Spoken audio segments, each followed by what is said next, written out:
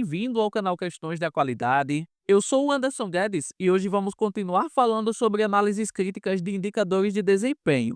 Hoje não falaremos especificamente sobre um vício relacionado às análises críticas, bem como eu vinha fazendo nos últimos vídeos dessa temática que eu trouxe aqui para o canal. Falaremos sobre como construir uma análise crítica relevante, sobre como você pode construir uma boa análise crítica, que inclusive evita todos os vícios que foram abordados aqui nos vídeos anteriores dessa série, tudo bem? E por falar em vícios, alguns dos vícios mais comuns que estão presentes na construção de análises críticas são apresentar justificativas em vez de causas, isto é, apresentar uma narrativa qualquer ao invés das causas que realmente afetam o indicador, a generalização de causas, que envolve reduzir todo o contexto do problema a uma única causa, que ainda pode ser real ou não medir o impacto específico de cada causa no indicador é outro vício, que significa apontar causas que podem ser reais ou não, sem precisar o quanto cada uma dessas causas afeta o indicador. E há também a omissão de informações desfavoráveis, que significa deixar de expor dados considerados negativos como uma forma de autoproteção, como forma de tentar não se expor negativamente. Esses comportamentos são vícios porque distorcem ou tornam superficial a análise de indicadores, comprometendo a identificação precisa das causas e, consequentemente, a tomada de decisões assertivas. Vistos então os vícios mais comuns relacionados às análises críticas, vamos ver o que é uma análise crítica adequada e como podemos construí-la. Bem, uma análise crítica relevante se caracteriza pela capacidade de examinar um problema ou situação de maneira profunda e objetiva, levando em consideração múltiplas perspectivas e evidências. Colocando de outra forma mais simplificada e ligada ao que a gente acabou de ver, uma análise crítica relevante evita todos aqueles vícios que vimos agora há pouco. Se ela é construída seguindo o caminho oposto daqueles vícios, então ela está certamente seguindo um caminho adequado. Para ser mais específico sobre esse caminho da construção de uma análise crítica adequada, eu vou pontuar agora algumas das principais boas práticas popularmente conhecidas para essa tarefa. A primeira delas é avaliar o problema de maneira holística, contextualizada, algo que permite identificar conexões e interdependências que muitas vezes passam despercebidas em abordagens superficiais. A segunda é identificar os diversos fatores que impactam no indicador, as diversas causas que contribuem para a situação atual desse indicador. A terceira boa prática, e uma das mais importantes, é apresentar somente causas reais. E para isso, realizar um diagnóstico bem estruturado com o uso de ferramentas adequadas é fundamental. Avaliar o impacto específico de cada causa identificada é outra boa prática indispensável, afinal, isso torna as informações mais precisas e contribui para a priorização das ações de melhoria do resultado do indicador. E, por fim, ser transparente na apresentação das causas do problema é outra boa prática que não pode ser esquecida de forma nenhuma. Afinal, é com transparência que os problemas reais podem ser enfrentados de fato. Para tornar mais clara a compreensão destas boas práticas, eu trouxe um exemplo que vai ilustrar a construção de uma análise crítica relevante apoiada em cada uma delas. Acompanhe aí. Temos um indicador, que desta vez não é X, é o TMA. Temos a sua meta, que é 5 minutos, e temos o resultado alcançado em um período, que foi 7 minutos. Conforme já dá para concluir, a meta do indicador não foi alcançada. Era necessário que o TMA ficasse abaixo de 5 minutos e ele ficou acima, com 7 minutos. Nesse caso, conforme a política de estratégia da empresa, já que o indicador não atingiu a meta, será necessário apresentar uma análise crítica e, posteriormente, um plano de ação para melhorar a situação, para melhorar o resultado geral do indicador. Como o indivíduo responsável por este indicador é comprometido e competente, ele conseguiu realizar uma análise com visão holística ou, como a gente pode chamar também de outra forma, visão sistêmica. Ele identifica que houve um aumento no volume de solicitações devido a uma promoção e, de acordo com as tabulações que a equipe faz no sistema, solicitações possuem um tempo mais alto de atendimento, diferente, por exemplo, de elogios, de suporte e de outros motivos de contato. Ele identificou também que a equipe teve mais dificuldades na primeira semana do mês, devido à necessidade de adaptação às novidades do produto, que era o carro-chefe da promoção. Ele identificou que a equipe estava desfalcada com menos 2 atendentes do primeiro quartil, atendentes estes que puxam muito o resultado da equipe positivamente. E, por fim, ele identificou que o sistema de atendimento ficou lento em 6 dias do mês devido ao fluxo alto de atendimentos que eles receberam. Ou seja, a promoção fez tanto sucesso que até o sistema cansou. Visão holística ou visão sistêmica é basicamente isso: é conseguir olhar para o problema de forma ampla, conectando todas as variáveis que influenciam o resultado. É entender que o indicador não opera isoladamente e que o desempenho é impactado por fatores internos e externos ao processo. Sem essa competência, esse indivíduo, esse gestor, poderia cair no vício da generalização ou da justificativa e somente dizer que o sistema estava com lentidão nesse mês. Isso é o que explica toda a situação do indicador. Já fazendo o gancho com a questão da visão holística, através dela, através dessa competência, esse gestor pode identificar os diversos fatores que impactam no indicador. Outra boa prática que eu citei anteriormente. Só um parêntese antes de prosseguir, para que não fique aqui nenhuma confusão. Através da visão holística, da visão sistêmica, é possível identificar diversos fatores que impactam no indicador.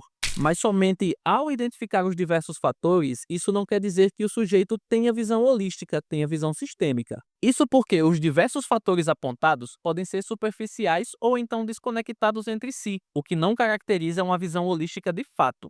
Ter visão holística não é apenas listar causas, mas entender como elas interagem, influenciam umas às outras e se conectam ao contexto maior, ok?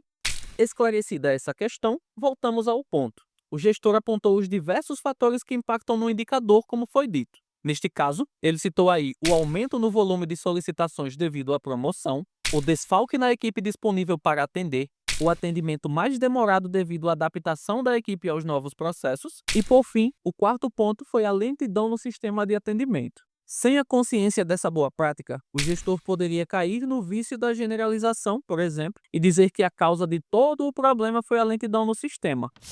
É importante destacar que ainda tem um problema a ser resolvido no ponto que estamos na construção dessa análise. Não basta ter visão holística, não basta apontar os diversos fatores que impactam no indicador se esses fatores apontados não tiverem realmente relação com a situação do indicador, se as causas apontadas não forem causas reais. Falar sobre isso é necessário porque há muitos profissionais extremamente competentes na arte da enrolação por aí. Profissionais que contam histórias maravilhosamente, que apresentam análises robustas, mas cheias de informações falsas, com o intuito de somente persuadir os seus superiores. Se as causas apresentadas na análise não forem reais, nada feito. Por isso, é importante o rigor na hora da investigação para encontrar evidências do que afeta o indicador e para descartar as hipóteses que não se sustentam, bem como o gestor aí do exemplo fez. Ele descartou a hipótese de desvio comportamental dos atendentes, descartou a hipótese de lentidão no sistema de pagamento, descartou a hipótese de aumento do tempo de atendimento devido ao perfil do cliente que aproveitou a promoção e descartou a hipótese de erro no cálculo do TMA. Tudo isso aí foi levantado por ele como possibilidade de ser a causa do problema no início da investigação, e como tais possibilidades não se sustentaram, todas foram descartadas. É isso que se espera de uma boa análise crítica. O que se sustenta com evidências fica, o que não se evidencia, fora. Se o gestor não tivesse esse rigor investigativo, ele poderia se basear no achismo e apresentar causas que se fundamentam somente nas vozes da cabeça dele. Como o cliente idoso é muito indeciso, atendemos muitos clientes idosos e isso foi a causa então do nosso TMA ter subido.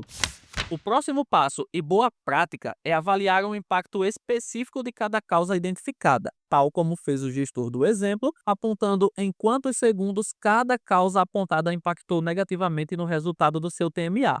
Conforme podemos ver aí, o aumento no número de solicitações elevou o TMA em 45 segundos. O desfalque na equipe elevou o TMA em 23 segundos. A adaptação da equipe ao novo processo elevou o TMA em 35 segundos. E a lentidão do sistema, por fim, elevou o TMA em 17 segundos. Sem essa avaliação, que também não é feita ao acaso, é importante destacar, é importante frisar isso também, essa avaliação não é feita com base no achismo, ela se baseia em cálculos. Sem ela, o gestor poderia cair no vício relacionado à imprecisão e se entregar a ideias subjetivas como "eu acho que esse motivo é o mais importante" ou "todos os motivos são igualmente importantes", simplesmente porque eu acho que sim.